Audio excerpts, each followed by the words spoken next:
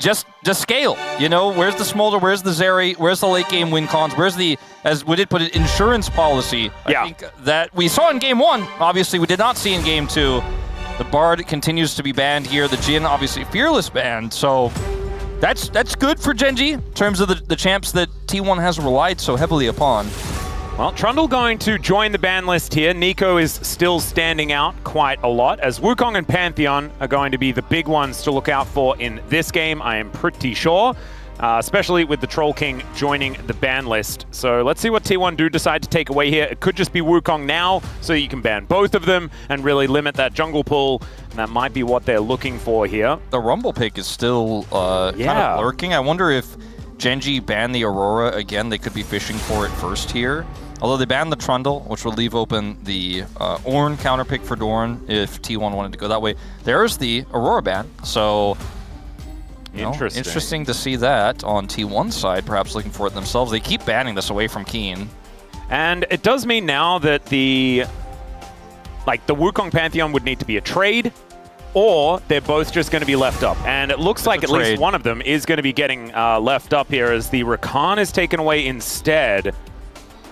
I feel like Gen.G are looking for a Kai'Sa draft. I have no idea why, but that's just what I'm feeling in my waters. My waters have been weird, though, and I did predict the 3-0 that is now impossible. I think they just are respecting Keria super heavily. And Keria, we talked about Owner a ton, obviously, in Game 2, but Keria's Alistar was insane, as Chronicle did mention. There it is. And it looks like T1 feel the same way as you did there. We'll ban that Kai'Sa away from Ruler, so... I did get a bottle of water from the same fridge as Tom.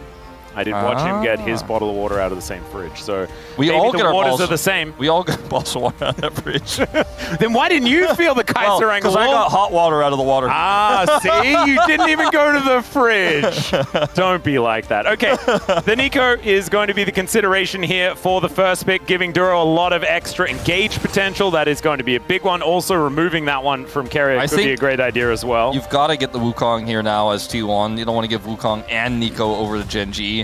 The question is what comes with it. Sivir, quite strong angle here with Jarvan removed, and tons of great wave clear. It's a safe scaling pick here for Guma. Pantheon going to be the response, and I'm okay with this pick. I think it's quite strong, but I think it needs to have a strong side laning champion with it so that it can be able to deal with, because Sivir is going to be constantly pushing those waves in mid. You need to be able to find value with this Pantheon pick in sides. It needs to be empowered by something that is going to win those side lanes. I kind of just want to see... And that Gwen fits the bill. Gwen could be fine, as... There's no Aurora.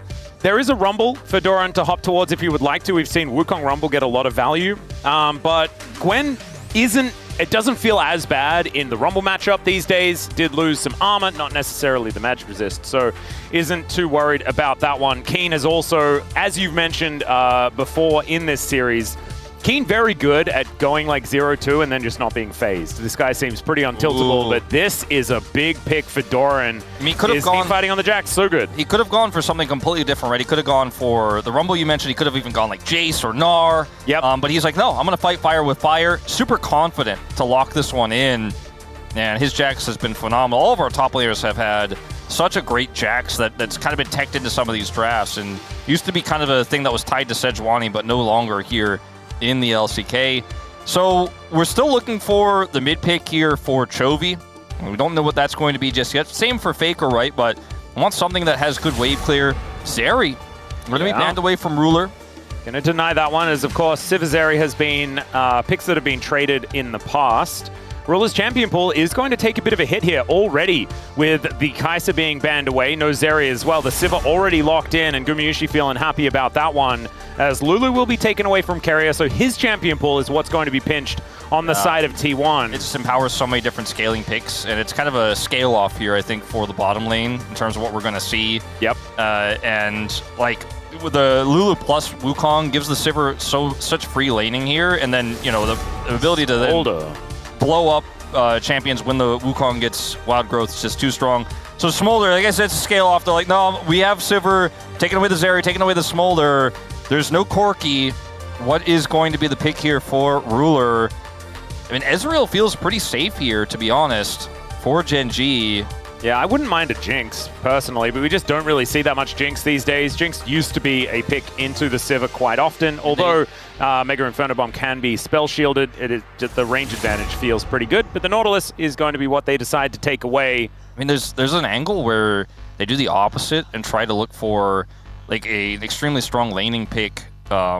The Lucian doesn't have Braum, but Nico Kalista? Nico Kalista was the one I had in mind. Like, you have to snowball the game. Win conditions narrow. Like, when we talked about, it's not the late game scaling option we were asking for, but certainly is an option they could go for if they don't want to go for the Jinx or the Aphelios or the Senna, God forbid. Yeah, and you do have ways to snowball things early, and then Gwen can work as some late game insurance, as Faker will lock away the Taliyah. And let's see what Chovy's answer to it is going to be. A lot of the choices were in the AD carry position. The Xayah going to be the consideration here for Ruler. I don't like that as much. Lucian doesn't have Braum, though. You don't have Rakan either.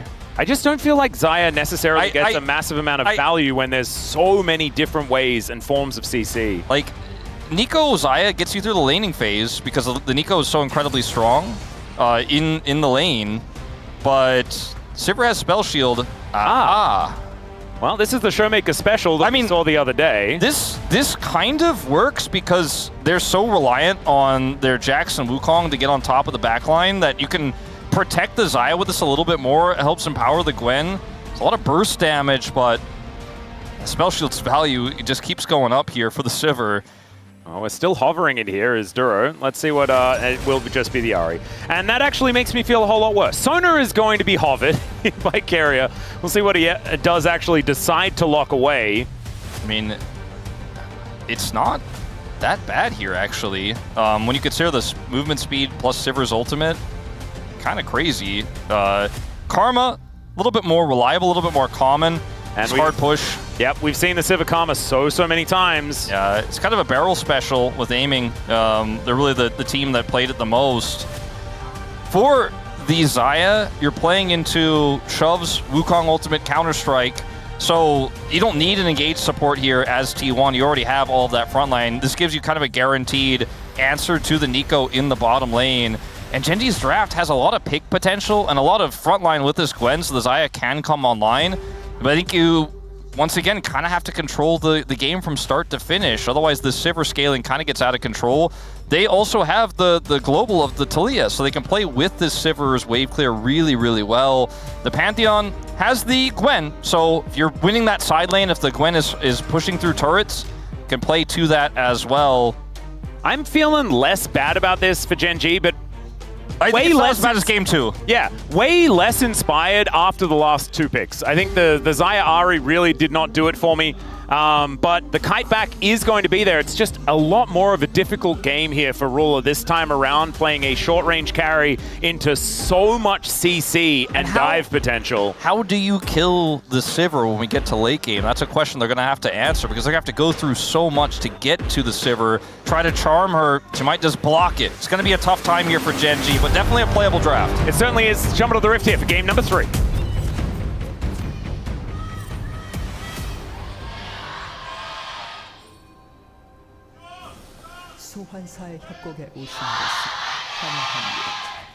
All right, here we are, ladies and gentlemen. You can see Faker with the opportunity to lane up against his skin on the Ahri, which is pretty cool.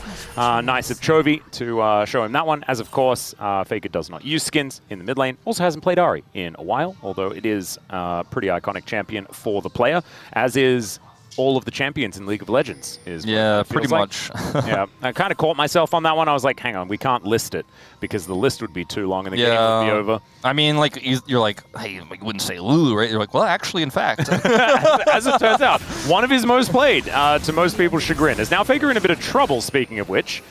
Keen running with scissors, we know that's dangerous. He is going to have to go back. The minions should crash. Yeah, I don't know if he has to TP here, but it's not ideal. He is Taliyah, so he does run a bit faster. I think he... Let's see what he decides to do. He really doesn't want to TP. I think he just barely gets back and loses like a little bit, but not too much here. It's going to be fine. So That could have been a disaster. Doesn't have to flash ultimately, but is going to put him significantly behind in this lane. Yep. He'll miss out on experience from one minion, which can actually be annoying. The thing is, if he TPs and then Chovy just procs electrocute twice, then he's like in an even worse spot, you know? Yeah, that's a good point. As Keen dashes out of the way of the counter-striking Jax. And we are just going to see these two top laners hit each other a bunch of times and try to hit CS at the same time, is basically how this one's going to look. See how Keen is able to navigate it, especially with Gwen in the position that she is now. This used to be a matchup that we saw quite often when Gwen was a whole lot stronger than she is now. So it could be more difficult for Keen to navigate as Doran hits that level 2. Leap strikes in. Stun does go down, but he gets into the brush in time.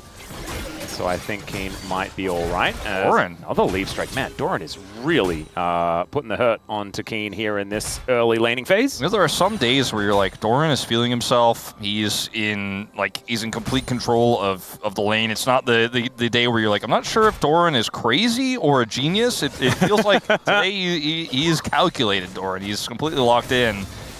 As this has been pretty favorable for Taliyah. And it's only Showmaker that can win this matchup, as it turns out. Yeah. Interesting. Because we have seen this little Rise group stat. Yeah, we have seen this attempted so many times, though, be it the Rise group or the Legend group.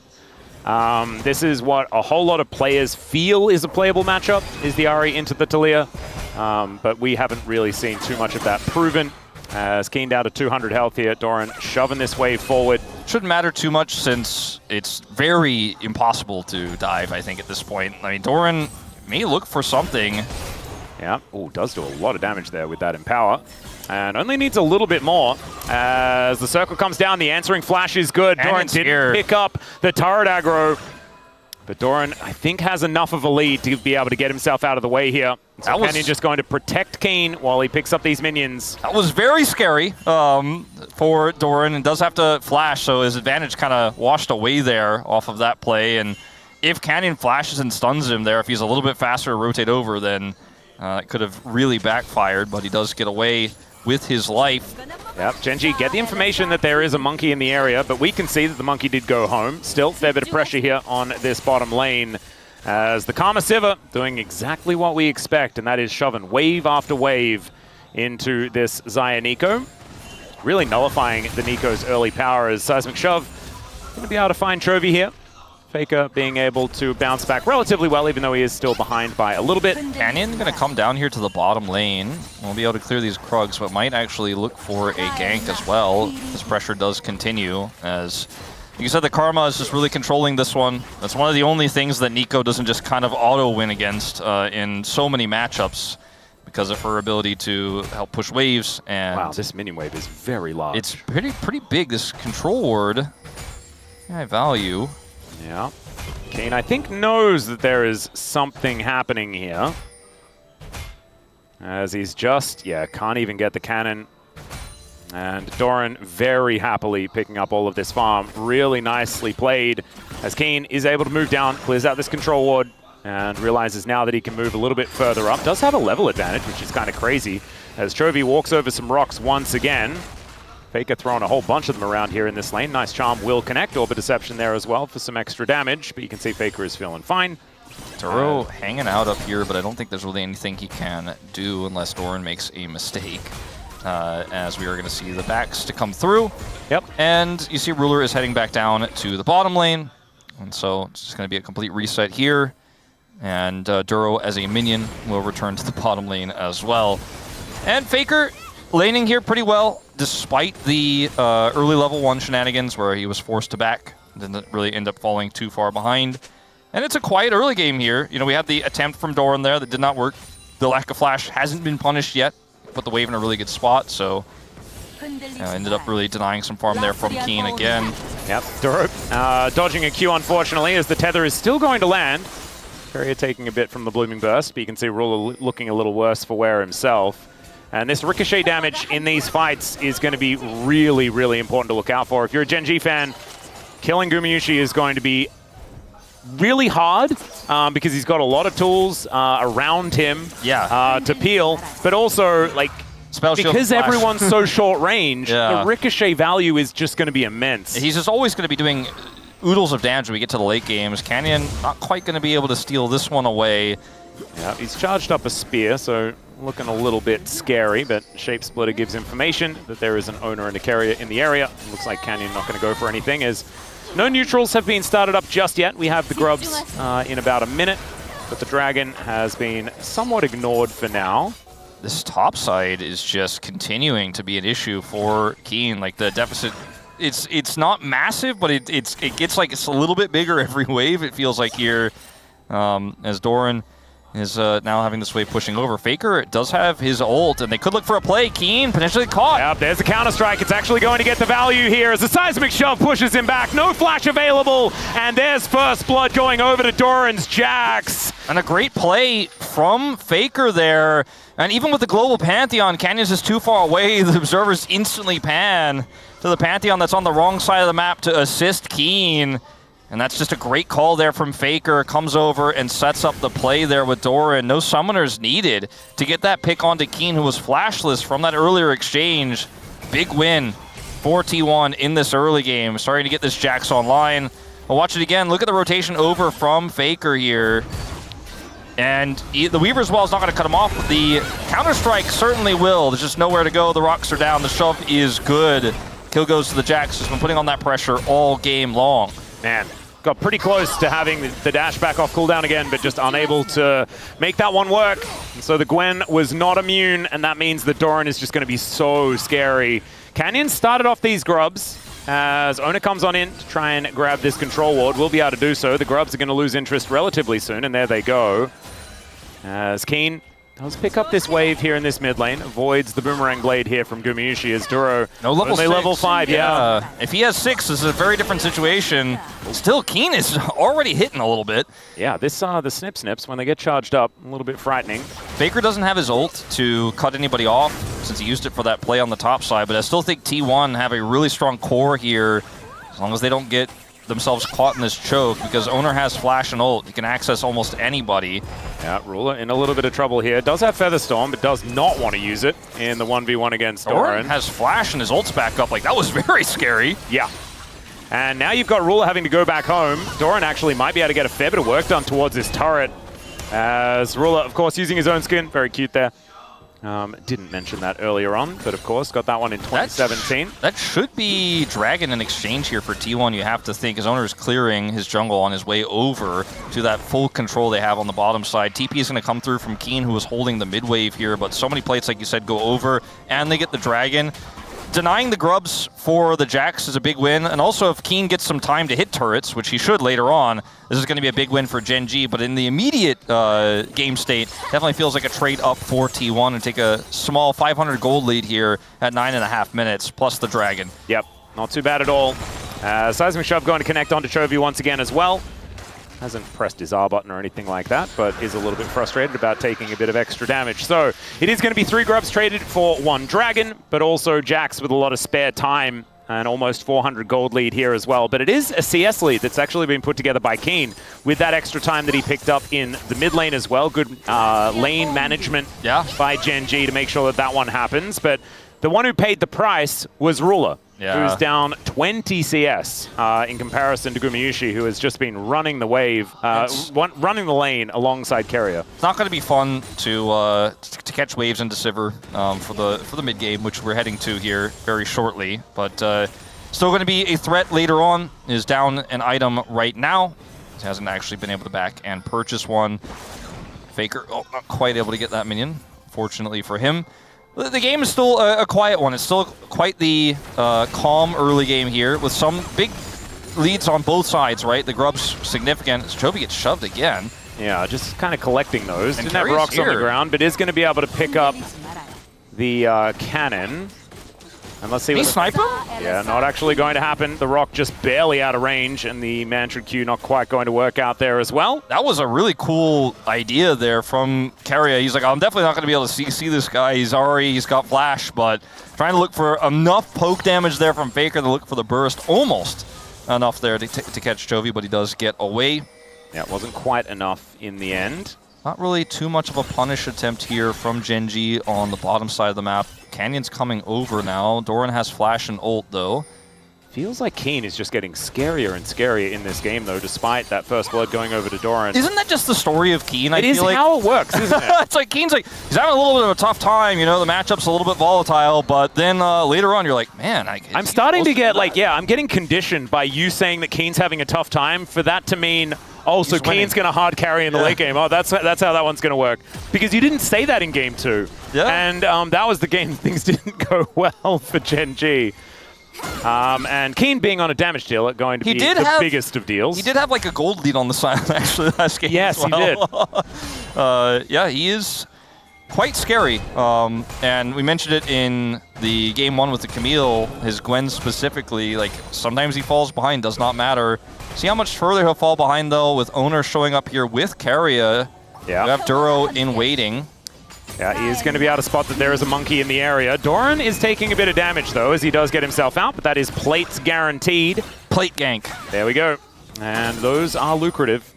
Absolutely. Still, Keen is able to pick up all of these minions. It's so no cool. worries there at all. It's so cool how much agency you have, though, as T1 in this draft. Like, when you have the Sivir pushing in mid lane, you know, as Gen.G, you're like, do we want to force something here? It's like, probably not, you know, because it's going to be a faster rotation over of Guma in this case. If they did commit to it earlier, he would have been faster on the play. Now they're still like trying to make something happen, but it's Jax who has a Karma with him. You know that Owner's in the area with his ultimate, so hard to actually make anything of this. And so still sit on that 400 gold lead. And I think Gen.G really want to be ahead in this game quite significantly at this stage, and they're not.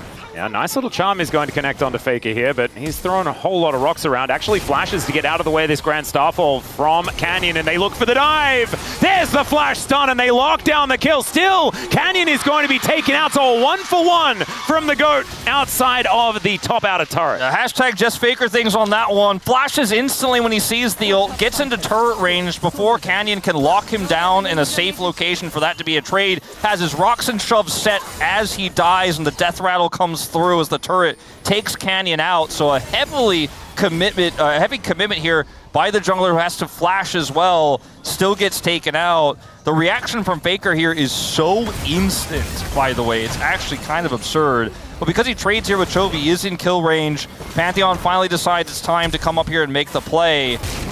Did he just actually see it? Did he flash before he even saw that? It's kind of insane. Like, I barely saw anything. I think he actually flashed before it even came through. He was like, nah, I see the angle. Oh, actually, maybe he was on the ward. I think actually maybe Cannon was on that ward when he started channeling the ultimate. It could have been something like that. Yeah, but even noticing that is kind of absurd regardless. Still going to be able to get Faker the 1-for-1 trade. It does mean that Faker is off the map and isn't able to pick up that top outer turret. Wave that did crash into the turret, so still going to be working out relatively well for Gen.G. Still worth for them. Just very impressive from Faker. Yep. It's always good to appreciate. As Canyon is going to face check and isn't feeling fantastic about it. On the hunt is Gumayushi. His ruler going to rotate over, but it's mainly just to watch this Pantheon die. And so Canyon's woes continuing here in this early stage of this game. I guess moving towards the mid-game here now.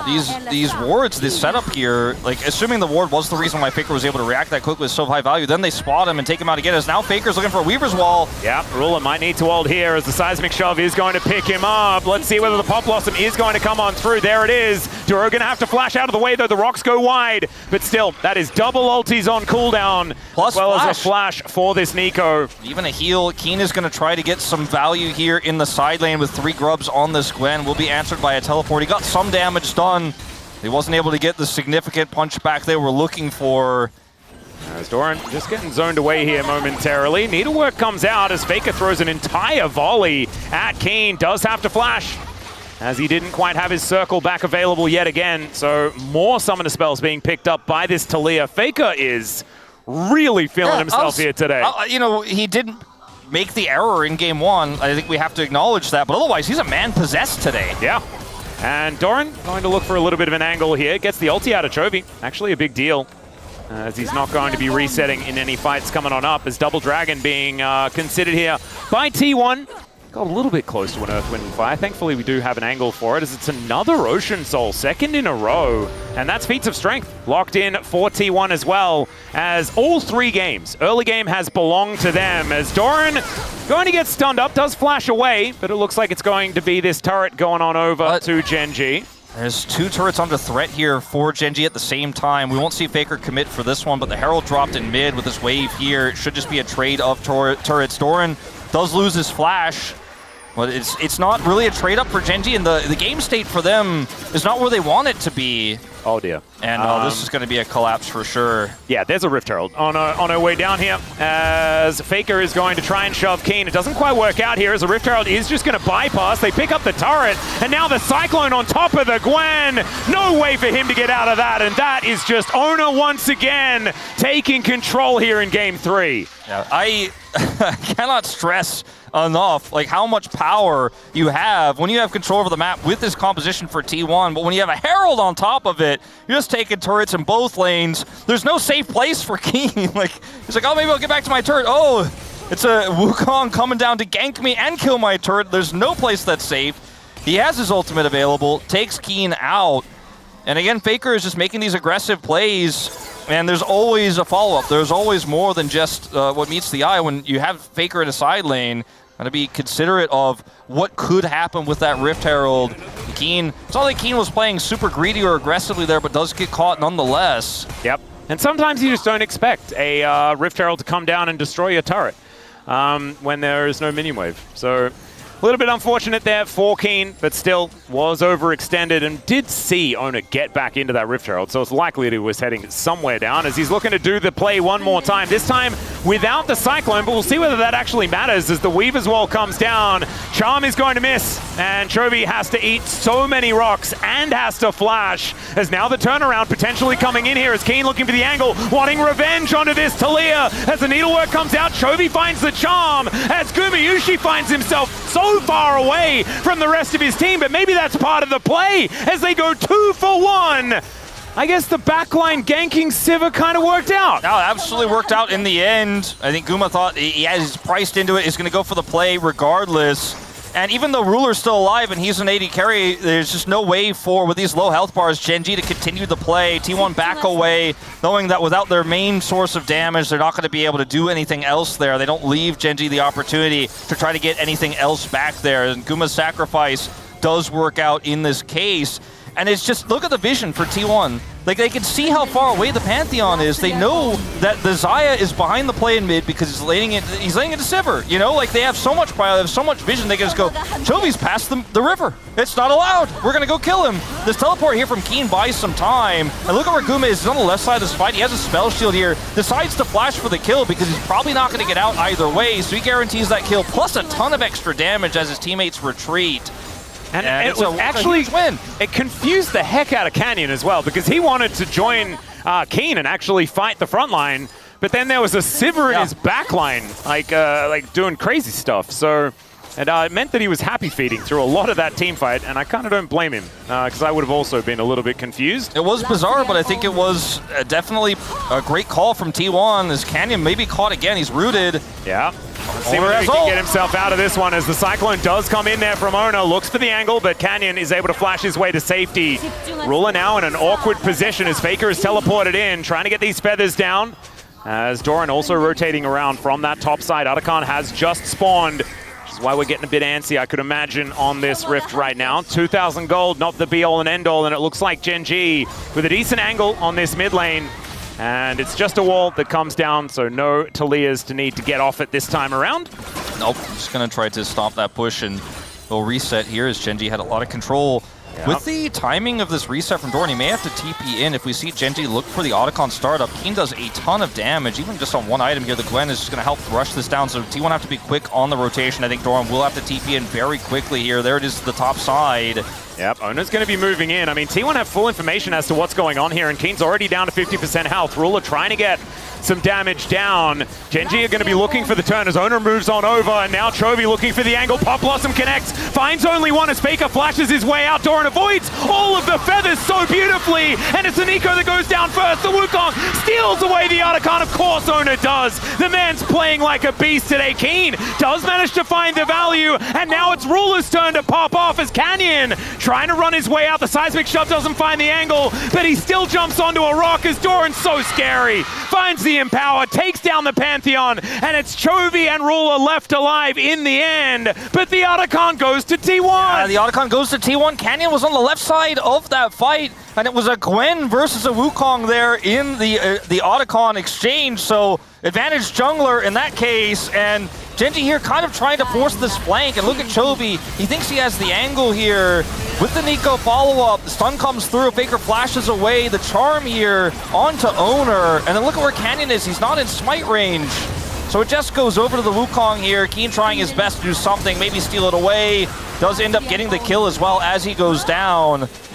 And Canyon gets the snipe, but it will cost him big with Faker and Doran here. Canyon has to walk up to avoid Faker's rotation of spells. Yeah, just finds one of the rocks on the side there, but kind of did jump right into it. A little bit unfortunate, but still great play from T1, really showing the value of Taliyah in these team fights. This looks like what the Legend Group games all looked like for so much of rounds 3 to 5, where if you get a small lead, you just take over the game. Gold lead-wise, not that huge here, but when you look at the fights and how T1 have been so dominant, how clean they've been looking in side lanes, the fact that the Sivir is going to scale, it's really horrific if you're a Gen.G fan right now. They've been trading a little bit here in sides, and looks like they want to try to pressure this inner turret here, but T1, 3 objectives to 0 here in terms of dragons as well, and Faker's just going to ult in. Yeah, Chovy, speaking of ulting in, is just going to ult towards the turret.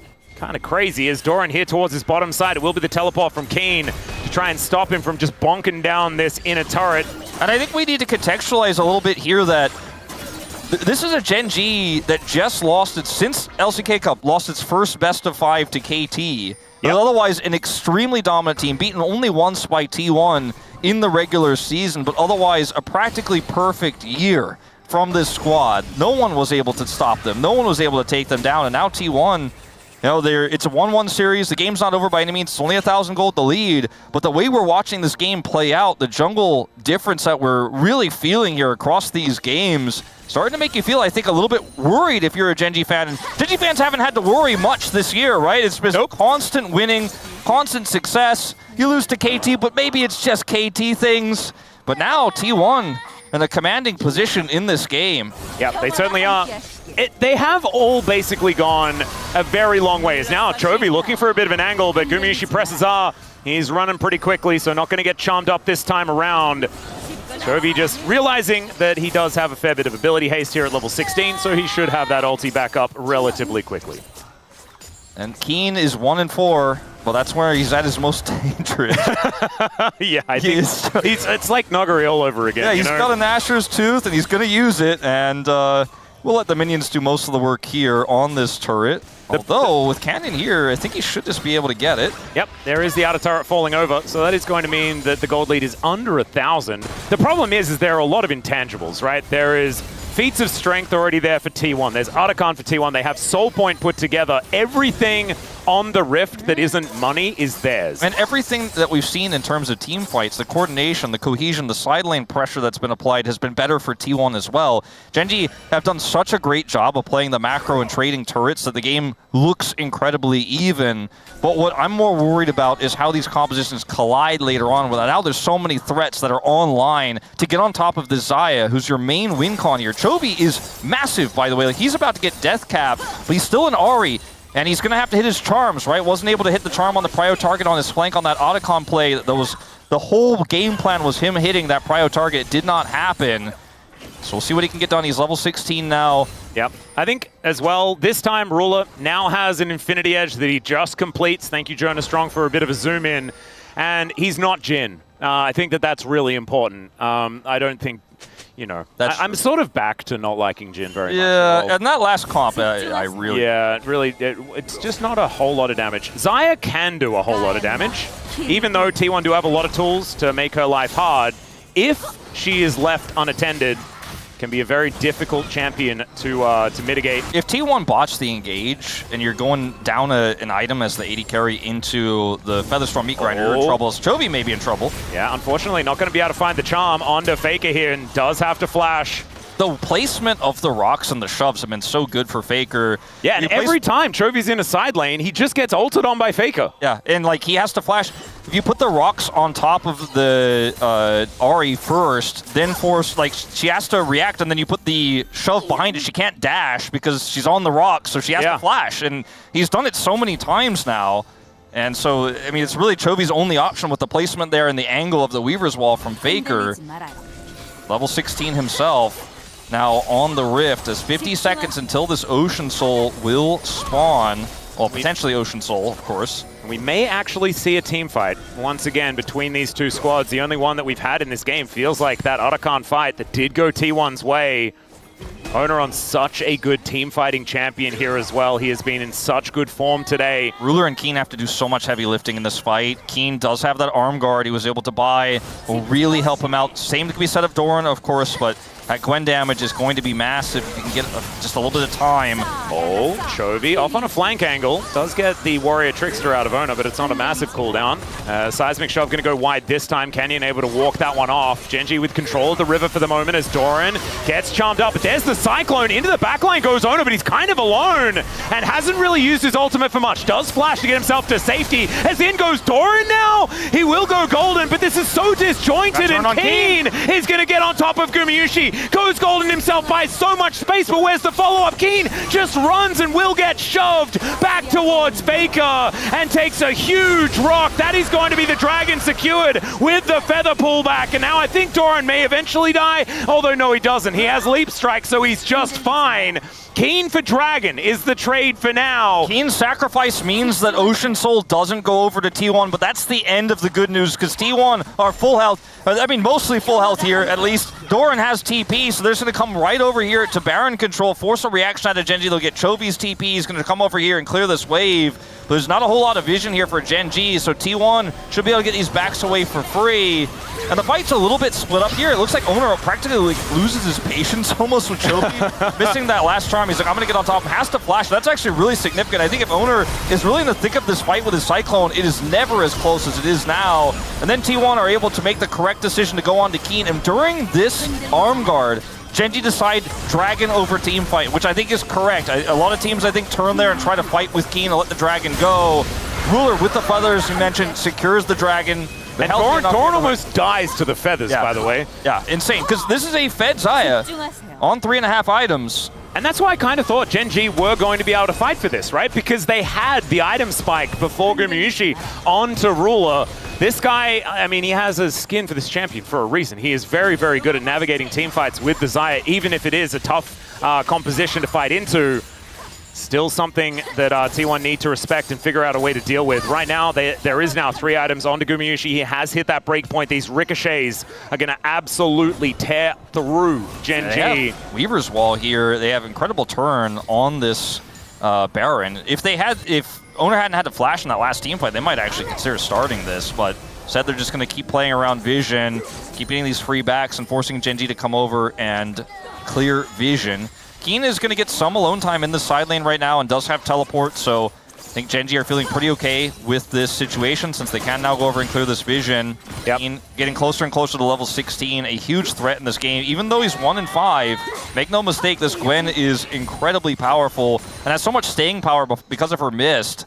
Yeah, it's actually like, I don't know. It is just Gwen things, but it's also Keen things, so it's kind of compounded. You know, it's just a very scary 1-5 champion. We just don't see that all that often. Is Chovy going to get attacked by Baron here momentarily? Clears out the ward, though, so does do what he wanted. Yeah, he's at 305 CS here at 30 minutes into the game. Not too bad, but still sitting on the same 3 items that he was on a little while ago. As T1 will be able to clear out this one cheeky ward. You can see the tempo is always T1's. Even when Gen.G clear the vision, they have to then leave and T1 can get it back. Keen wasn't able to hit that inner turret like he wanted, had to back away in case of a T1 potential startup. He does have that teleport though, so I think could be playing through the side lane a little bit more aggressively than he is right now. Yeah, Chovy going to be moving over here as well as Faker finds the rocks. Man, that reaction is absurd. Faker is telepathic today. Yeah, seriously. Or maybe he could just see the future, we don't know, but he also did see Chovy move on over there, but I don't know whether he could have really predicted him to immediately just ult over the wall on top of him. But maybe that's just the way. I mean, it's a free ult, though. I mean, that's massive. Yeah, no. He just shuts it down, and he's like, nice try. And Keen continues to kind of push a wave into the turret, but then leave, and is kind of otherwise farming hard here, trying to buy that Zhonya, so you have to imagine, as he's completed the third item, he is backing right now. See if he has the money for it. Would really love to have that extra safety. Just picks up a piece of it, the Rod of Ages, very expensive item, Zhonya's. So he has now the big components, so maybe on his next back he will have it. Yeah. In fact, just hanging out in the fountain right now, but okay, yeah, he does have it. Okay, so he was just maybe 50 gold off, so spinning around and gets it there. Yeah, both, in fact, Keen and Doran completing the Zhonyas at the same time, so repairing their arm guards after the last fight. Nicely done. 50 seconds on the Dragon once again. So crazy that Keen's on item parity with this Jax, despite being 1 in 5, and is still going to be able to make such a huge impact in this upcoming fight here. Yeah. T1 are not out of this yet. There's also a huge shutdown on Doran as well. If they're ever able to get that kill, it is a huge deal. Item advantage still in the hands of Ruler as well for this next fight. Death cap for Faker, as you mentioned. Oh, man. This could be the fight that decides the game here if it's won swingingly by one side. And we're 32 minutes in. It feels like we're not that late because this game's been kind of just a lot of side laning and a lot of pressure, but not a whole lot of really big team fights. But this is going to be one of them.